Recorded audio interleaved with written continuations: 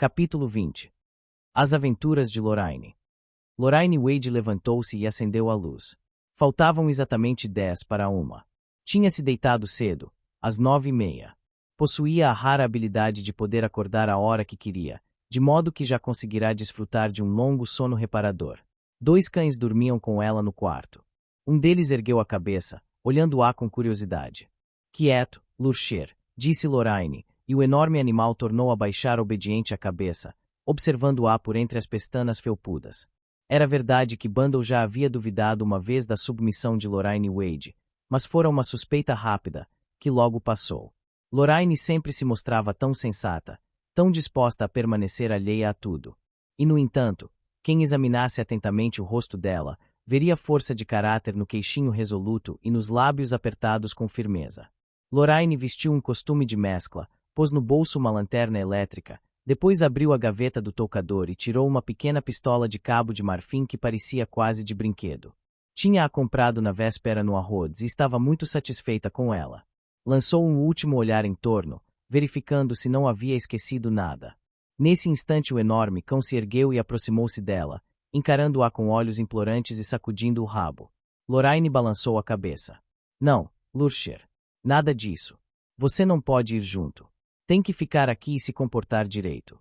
Beijou a cabeça do cachorro, obrigou-o a deitar-se de novo no tapete e depois saiu silenciosamente do quarto, fechando a porta atrás de si. Tirou da garagem o pequeno carro de 2 lugares. Desceu a rampa suave sem fazer ruído. Só ligou o motor quando já se achava a certa distância da casa. Aí então olhou o relógio de pulso e apertou o acelerador. Deixou o carro num lugar previamente marcado. Tinha uma brecha na cerca por onde podia passar facilmente. Em questão de minutos, Lorraine estava parada no meio dos jardins de Viver Abbey. Fazendo o mínimo barulho possível, aproximou-se do prédio histórico coberto por trepadeiras. Ao longe, um carrilhão bateu 2 horas. O coração de Lorraine começou a bater mais rápido ao chegar perto do terraço. Não havia ninguém por ali, nenhum sinal de vida em parte alguma. Tudo parecia calmo e deserto. Alcançou o terraço e parou, olhando em volta. De repente, sem o menor aviso, caiu algo lá de cima com estrondo a seus pés. Lorraine curvou-se e o apanhou. Era um pacote de papel pardo, muito mal embrulhado. Segurando-o na mão, Lorraine levantou os olhos. Havia uma janela aberta logo acima de sua cabeça e no momento exato em que estava olhando, surgiu uma perna na beirada e um homem se pôs a descer pela trepadeira. Lorraine não esperou mais nada. Saiu correndo, agarrada ao pacote de papel pardo. Atrás dela, de repente, irrompeu o barulho de uma luta. Me larga, disse uma voz rouca. E outra, que ela conhecia tão bem. Pois sim, era isso que você queria, não é? Lorraine continuou correndo, às cegas, tomada de pânico. Chegou ao segundo terraço e caiu nos braços de um homem zarrão. Pronto, disse o superintendente Battle, todo amável. Lorraine lutava para conseguir falar. Depressa.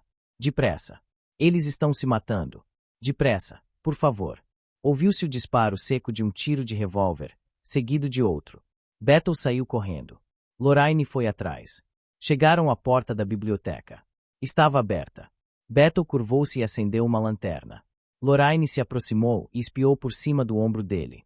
Soltou uma exclamação que mais parecia um soluço. Jimmy Tesiger estava caído diante da porta, no meio de uma poça de sangue, com o braço direito pendido numa estranha posição. Lorraine deu um grito estridente. Ele está morto, gemeu. Jimmy, ele está morto. Vamos, disse Battle, delicadamente. Não fique assim. O rapaz não está morto. Não. Posso lhe garantir. Veja se dá para acender a luz. Lorraine obedeceu. Atravessou a sala tropeçando, achou o interruptor da luz ao lado da porta do corredor e apertou-o.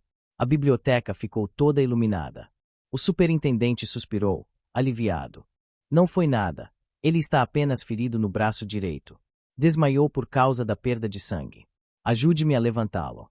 Alguém bateu na porta da biblioteca. Ouviram-se vozes, pedindo, exigindo explicações. Lorraine virou-se, hesitante. Devo. Não há pressa, respondeu Battle. Daqui a pouco a gente abre. Ajude-me. Lorraine aproximou-se, obediente. O superintendente havia tirado do bolso um grande lenço limpo e estava enfaixando o braço do ferido. Lorraine o auxiliou.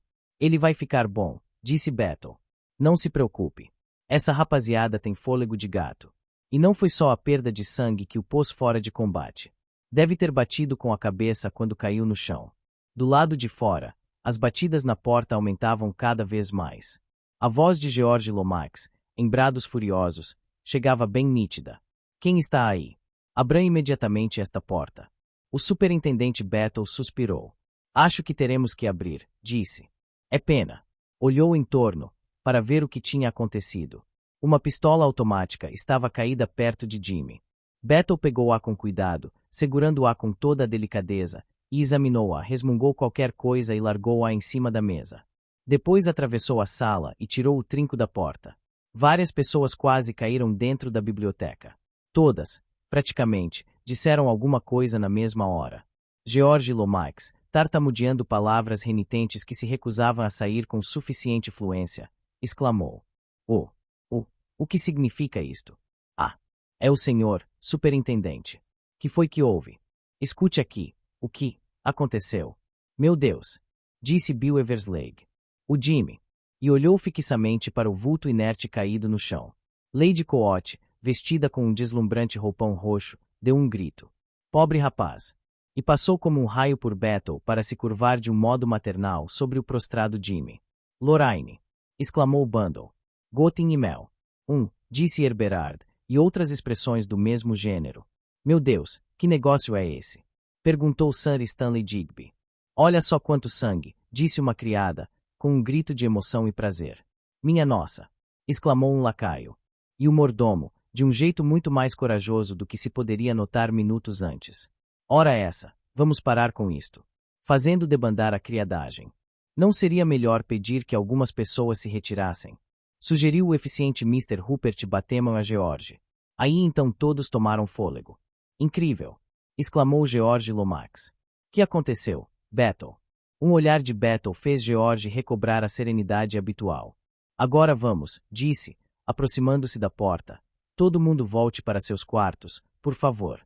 Houve um pequeno acidente, completou Battle calmamente. Pois é, um acidente.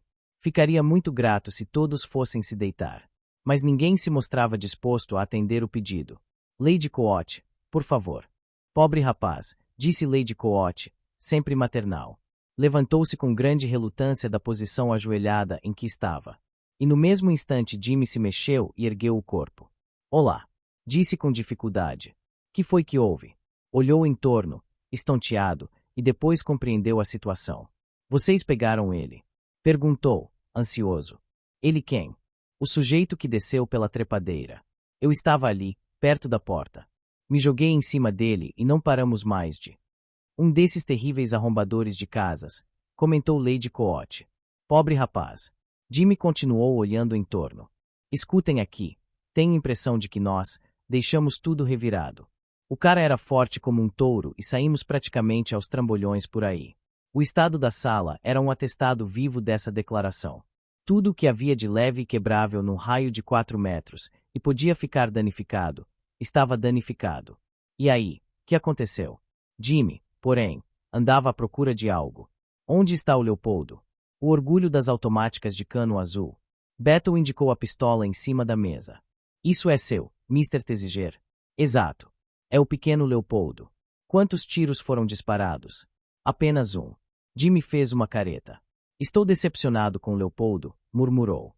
De certo não apertei o gatilho direito, senão ele teria continuado a disparar. Quem abriu fogo primeiro? Acho que fui eu, respondeu Jimmy. O sujeito, sabe, de repente me escapou das mãos. Vi que pretendia fugir pela porta. Aí então apertei o dedo no Leopoldo e mandei bala. Ele se virou lá da porta, disparou na minha direção. Bem, creio que depois disso fui atingido. Esfregou a cabeça, meio tristonho. Sir Stanley Digby, de repente, ficou alerta. Descendo pela trepadeira, você disse? Meu Deus, Lomax. Será que conseguiram o que queriam? Saiu às pressas da sala. Por um motivo qualquer, ninguém falou durante a sua ausência. Dali a pouco voltou. O rosto redondo e rechonchudo de Sir Stanley estava mortalmente pálido.